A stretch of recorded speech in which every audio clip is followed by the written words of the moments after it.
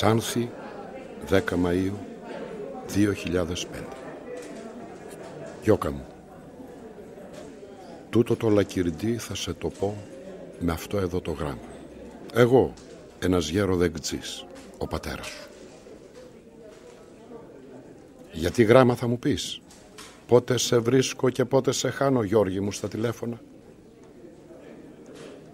Πες και εκείνης της γραμματέας σου, βρε παιδάκι μου, να μην χάνει εκείνες τις συνδέσεις και με έχει συνέχεια στο περίμενε.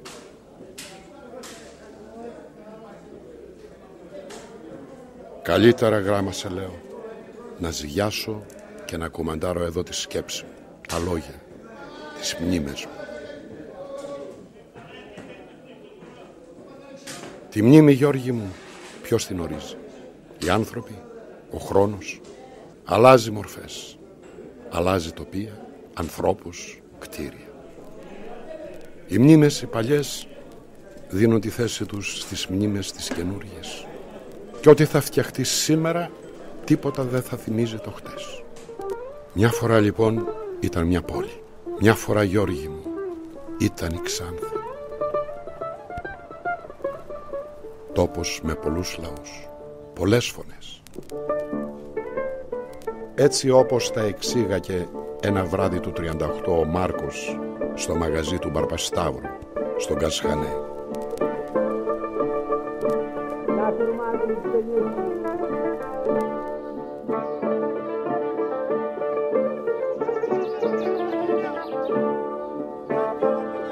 Η Ξάνθη έχει όμορφες, έχει και χανουμάκια, όπου τρελαίνουν τον ντουνιά με τα γλυκά ματάκια.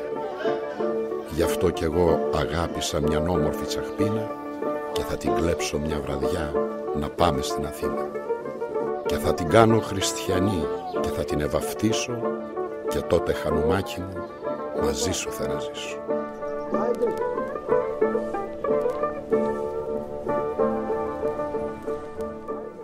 Ο καρπός του τόπου, ευλογία και κατάρα ήταν το καπνό. Το καπνό το φυτεύαμε στους γιακάδες. Κιουτσούκ-γιακά, σουβάν-γιακά, ορτά-γιακά, μπασμάς και εκλεκτά ανατολίτικα καπνά, μυρωδάτα, γλυκόπιωτα. Τόσο πολύ τ' άρεσε τα χώματα και το ξερό κλίμα μας στο καπνό, που εύκολα δεν διώχνεται. 300-400 και χρόνια καλλιέργειας. Έτσι γίνει και το χώμα μονοφαγάδικο και σε κάποιες περιοχές δεν δέχεται να φυτρώσει τίποτε άλλο πάρεξ του καπνού.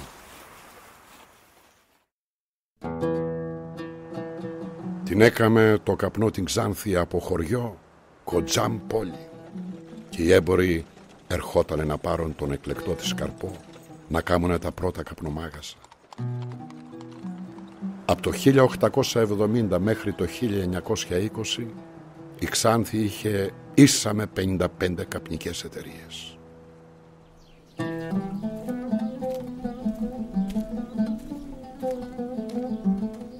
Τη μνήμη μου καλό και με μια γραμμή όλα θα στα ενώσω και όλα θα σε τα πω. Για το καπνομάγαζο που μαθαίνω ότι με ρεμετίζεις, για το ρεζί θα το κάνεις, λένε, πολιτιστικό κέντρο, να βολτάρουν κι μέσα θεατρίνες και καλλιτέχνες. Στο ρεζί εκεί θα σε πάω, πίσω, γι' αυτό θα σε μιλήσω.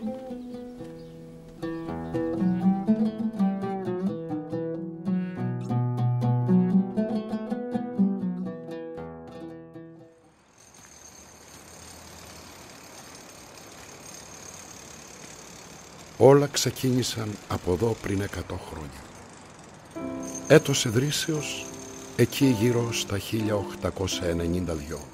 Ιδιοκτήτης η εταιρεία Ρεζί Κοέν Τερές Ντε Ταμπάκ Ντε Λεμπίρ Όταμαν. Απ' τα λίγα γαλλικά που θυμάμαι. Το κάμανε λοιπόν το θεριό οι Φραντζέζοι μελετημένα σε μια περιοχή δίπλα στον Τσεκούρ Μαχαλά, γεμάτη υγρασία και συχνές πλημμύρες. Γιατί, Γιώργη μου, το καπνό το αποθηκεύει στην υγρασία για να μπορείς μετά να το δουλέψεις. Κοντά ο δρόμος που οδηγεί προς τον απέροντο κάμπο της Γεννησέας με τα χρυσόφυλλα καπνά. Κοντά και ο σιδηροδρομικός σταθμός που έφτιαξαν πάλι οι Γάλλοι το 1891 για να φεύγουν τα προϊόντα της Ανατολής για τις αγορές της Δύσης και τα Νάπαλη.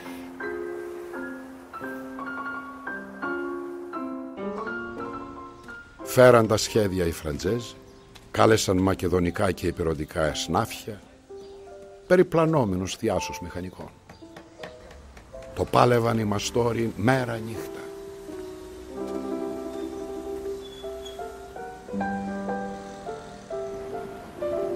Το σήκωσαν λοιπόν το θεριό 2 ορόφους με υπόγειο και κάτι πέτρινα ντουβάρια 60 και 70 πόντους πάχους.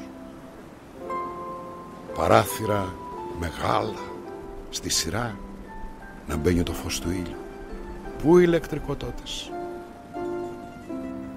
Μέσα οι χώροι ενιαίοι, τα σαλόνια, οι χώροι επεξεργασίας, ξύλινα πατώματα και δοκάρια και τα χωρίσματα με τσατμά. Τα έξω ντουβάρια από πέτρα και τα μέσα υλικά ελαφριά, γιατί μην ξεχνάς, Γιώργη μου, ότι το 1829 έγινε και μέγας σεισμός που ισοπαίδωσε σχεδόν όλη την πόλη. Μελετημένα όλα.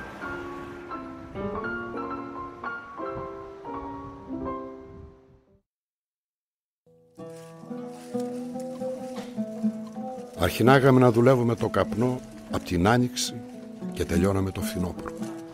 Όπως καταλαβαίνεις, το χειμώνα χιτς παρά γιοκ. Δύσκολα τα βγάζαμε πέρα.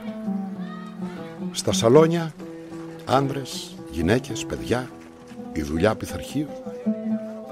Έμπαιναν στα σαλόνια οι ντεκτζίδες και τα χέρια τους δουλεύανε ρολόι.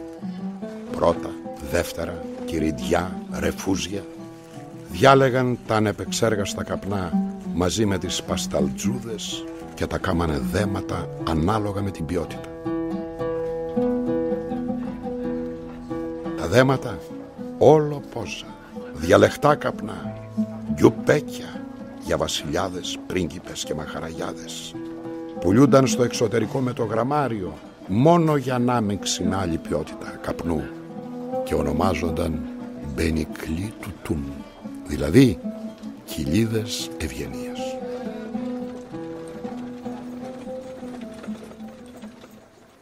Ο κόσμος του καπνομάγαζου, οι καπνέμποροι και οι καπνεργάτες, 2 πόλεις.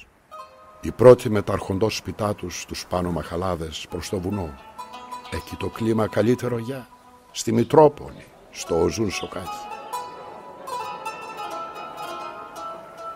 Αντίθετα οι καπνεργάτες στους κάτω μαχαλάδες, γύρω από τα καπνομάγαζα, στην υγρασία που έσπαγε τα κόκαλα. Ο Ασά Μαχαλάς, το Γκάζ Χανέ, ο Τσεκούρ Μαχαλάς, τα Οβρέγια.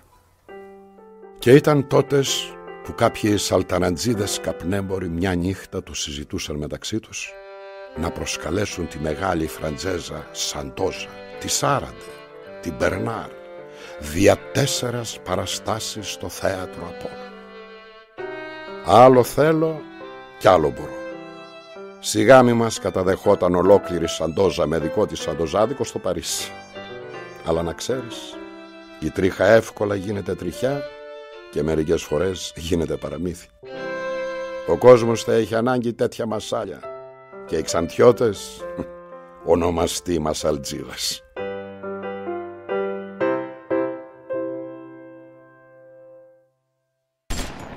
Οι ταραχές δεν αφήναν ήσυχο ποτέ αυτόν τον τόπο. Βαλκανική πόλεμη, βουλγαρική κατοχή από το 12 μέχρι το 19. 7 χρόνια έμενε αδούλευτο τότε στο Ρεζί, ώσπου το 20 έρχεται και η Ψωροκόστανα για να μας χώσει στη ζεστή μητρική αγκαλιά της.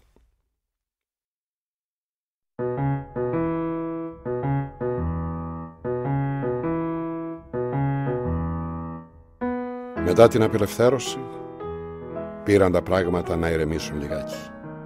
Η πόλη προσπαθούσε να μαζέψει τα μποκαΐδια της. Νιώσαμε μια κάποια ασφάλεια, αυτήν που αναζητούσαν τα κυνηγημένα προσφυγάκια. Το ελληνικό κράτος Αφότου έληξε η πρώτη βουλγαρική κατοχή, θεώρησε ότι οι αποθήκες του ανήκαν. Η γνωστή ενάτη δήλωση όμως για τα ανταλλάξιμα όριζε ότι οι αποθήκες ανήκαν στο Ρέζι. Το 1925 θα απολυθούν στον Ερνέστο Βέιλ. Οι πόλεμοι δώσανε στις ξένες εταιρείες τα γκέμια του καπνεμπορίου. Οι Έλληνες μεγαλέμποροι στη δούλεψή τους. Glen Tobacco Company, American Tobacco. Κάποιοι βέβαια στάθηκαν μόνοι τους. Ο Αρδίτης, ο Σιγάλας, ο Ζουλιάμης. Έρχονται τώρα οι μάκινες. Οι μάκινες. Η σιγαρετοβιομηχανία.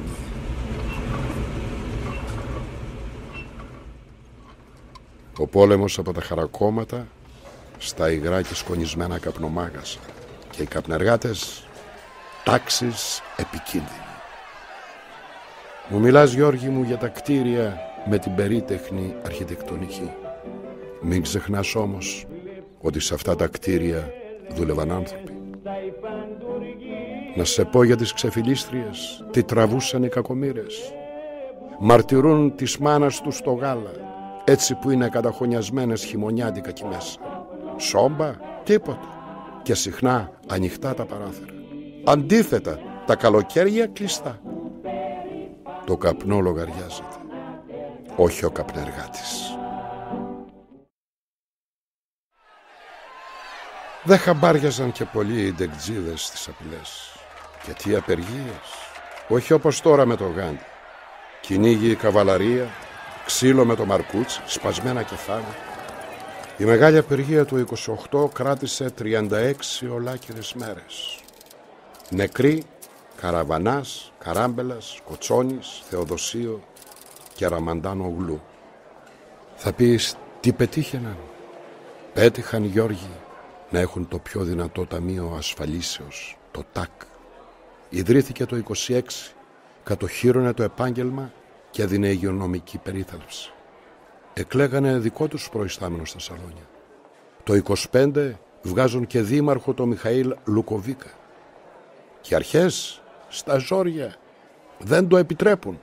Το 32 και το 36 και βουλευτή τον Βερβέρη. Αυτά λίγα πράγματα δεν είναι.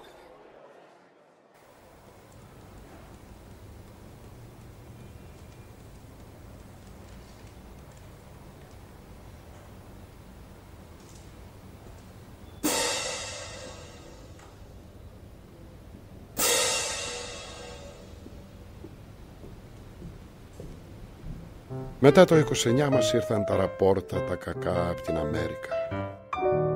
Πτώχευσης. Κάνει και εδώ μια αρρώστια στα καπνά, τα σταμάμ. Αποφάσισαν λοιπόν οι καπνέμποροι το 33, αφού τα κοιμιάσανε με την κυβέρνηση, να ελαττώσουν το κόστος παραγωγής. Εισάγουν την τόγκα. Τούτη η επεξεργασία απλή και εύκολη. Τα φύλλα χωρίζονταν ποιοτικά, όμως δεν δεματοποιούνταν, αλλά τα τσαλακώναν στα πατητήρια. Βρίσκουν αφορμή, δίνουν το πρώτο φάιροπ στους ντεκτζίδες. Στη θέση τους γυναίκες. Τα μεροκάματα για χαμηλά, πάλι φασαρίες. Και η πόλη να μην χάνει ποτέ το κέφι της. Σωματεία πολιτιστικά όπως ο Ορφέας, ο Αρίων, ο Παν, ο Φίνιξ, ορχήστρες για όλα τα βαλάνια, φιλαρμονικές και πάντες με γυαλα